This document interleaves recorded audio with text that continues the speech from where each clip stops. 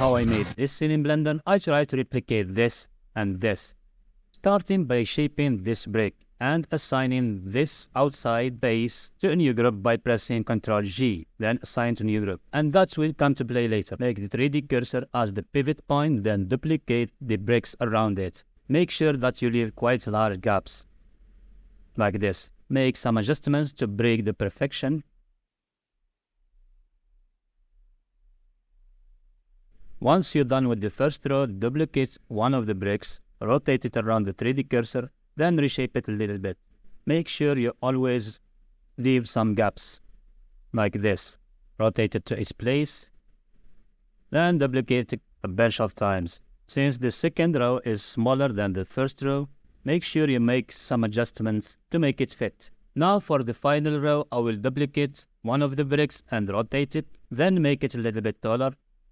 And this size is perfect. Make it less wide in the top part, like this. Then duplicate it a bunch of times. Shift D, rotate around the 3D cursor, Shift D. And we end up with something like this.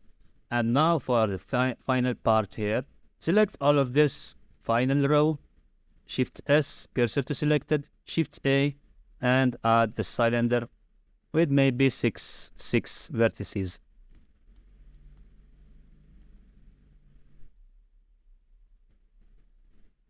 Something like that. Now duplicate the first row and make it below the ground. And of course rotate it a little bit to fit, like this. Now select everything, then raise up a little bit this structure above the ground. Now select these three and shape a door. Something like this will do it. Now I duplicate one of the bricks to make the entry.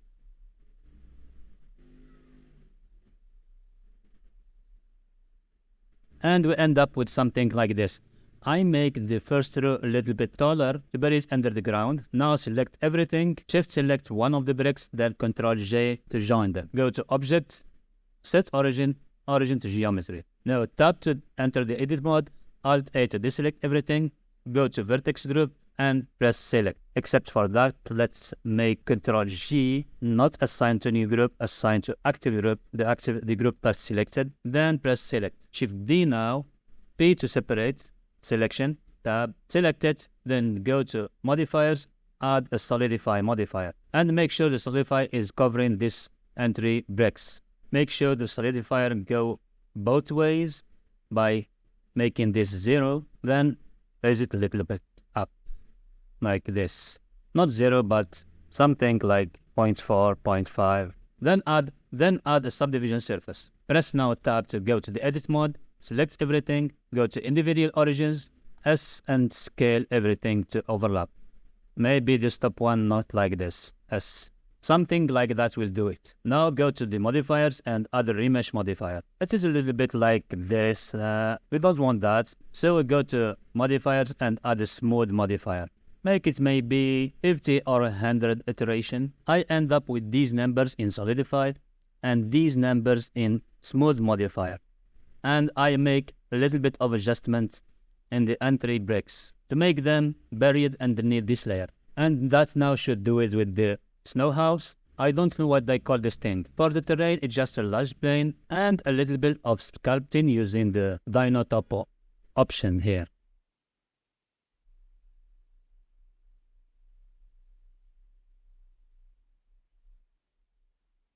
Now I will adjust the camera to not wasting my time. Now smooth shade in the plane, right click smooth shade, and also the snow house. We'll do the smooth shading for the snow house in the remesh modifier, smooth shade. Then we'll go to materials now. Shading. For the shading, go to render and convert to cycles, because we'll do the materials in cycles and the render also. Split these windows, go to the camera view, 0, then press Z, go to render. If you don't have a GPU like me and render with CPU, go to performance and go to auto detect and fix. Then I have 12 threads, so I will make 10 for the render and 2 for the navigation. And that will make the navigation very easy and fast. If I go to Z, render, You see, it's very fast in navigation. If I make it auto detect,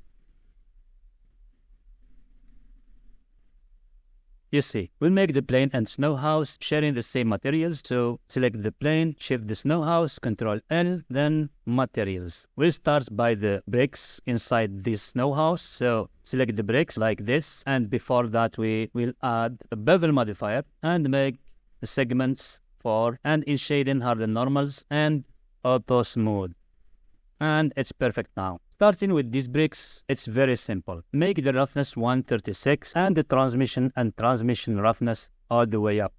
Now add Shift A, shader, volume absorption, make it maybe 20 or something, and reduce the value a little bit to make it a little bit darker and absorb some of the lights. I have a pre-installed HDR in the Word, so I will go and change it to one that fit this scene. Press 0. Control T, make sure the node wrangler add-on is enabled for this Control T thing to work, and rotate it along the Z like this. Now I will make the string maybe 0.1. Then I will back to objects and we're done with this. Select the other, and because this is a duplicated element from the bricks, so it shares same material. So I will click in this number 47 because I have 47 bricks. Then I join in them in the end. Then select the principal, then press the backspace button to reset the principal. Now make the subsurface 0.15. Roughness will drive it with Voronoi texture, leave it, and the transmission to 0.165. Transmission roughness all the way up. Roughness now, Shift A, texture, Voronoi texture, Control Shift left click, then Control T, make it from the object, Control Shift left click another time to make it from the color, make the scale 40, Shift A, converter, color ramp, and make it go to the roughness here. Control Shift click, and this reddish tint here is from the radius. Make the radius 445 to make it have a bluish tint, and make this share the same materials with the terrain. Shift Control L, materials. And before we adjust the lights, we have to make the scene size realistic, because this scene size is way larger than it should. It should be 1.7 or 0.8, but it's 13 meters. So Shift C, then Shift A, add an empty, maybe a cube, S, and attach everything to this cube, even the camera and the light, everything. Control P, keep transform.